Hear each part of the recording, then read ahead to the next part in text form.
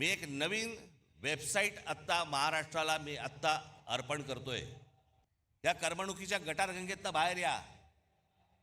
हा तुम्हा आम्हालाच महाराष्ट्र उभा करावा लागेल, हा तुम्हा आम्हालाच महाराष्ट्र वाचवावा लागेल आणि याच्यासाठीचं म्हणून हे पहिलं पाऊल आहे।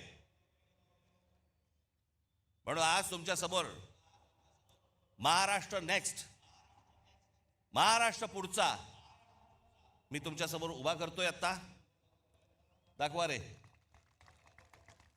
हे 27 विषय फक्त मी तुम्हाला वाचून दाखवतो, ज्याच्यामध्ये ज्या ज्या आपल्या स्वतःच्या कल्पना असतील, ज्या काही नवीन आपल्याला निर्माण करायचं असेल ते तुम्ही मांडू शकता।